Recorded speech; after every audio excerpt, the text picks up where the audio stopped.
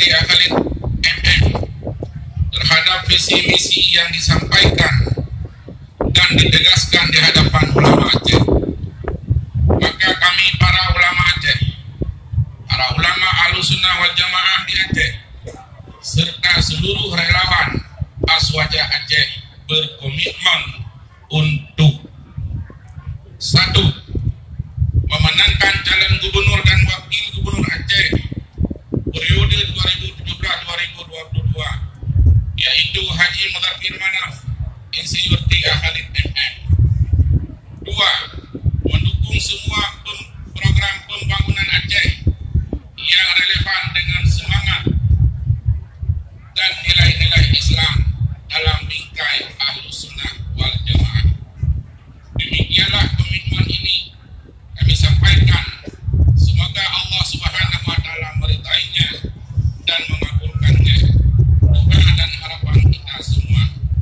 Banda Aceh 12 Jumadil Awal 1438 Hijriah bertepatan dengan 9 Februari 2017 Masehi. Kemudian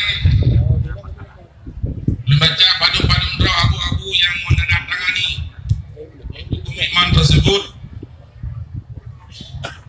hanya beberapa orang saja, hanya padu-padu draw uring yang dua baca, karena menurut baca mandum sampai 200 draw lebih para ulama-ulama yang menandatanganinya. Maka lunduan baca yang pertama, Abu Haji Usman Ali yang di Abu Takrung. Yang kedua, Abu Mudi. Yang ketiga, Abu Paluh Gading. Kemudian Tengku Haji Abdullah Rashid, Abu Prolintang, Abu Muhammad Ismi, Abu Madinah, Syekh Bai Haji Bai Haki Yahya, Abah Haji Asnawi Lamno, Tengku Haji Tubul Kaini Tanjungan, Abu Haji Muhammad Daud Asdi,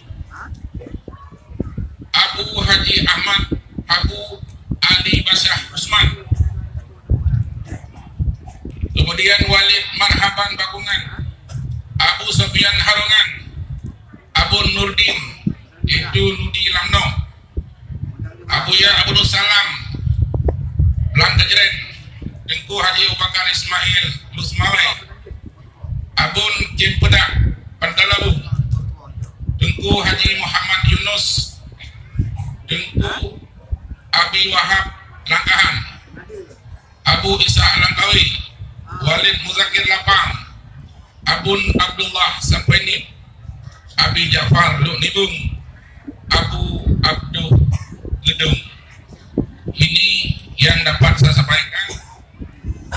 Yang jelas bahwa bina para abu-abu dan para dengku-dengku yang hadir pada acaranya turut menandatangani nyoki sebagai komitmen daripada kaum ulama. Mudah-mudahan yang kena dikerjakan Allah Subhanahu wa Ta'ala akan mengabulkannya. Amin ya rabbal alamin. Assalamualaikum warahmatullahi wabarakatuh.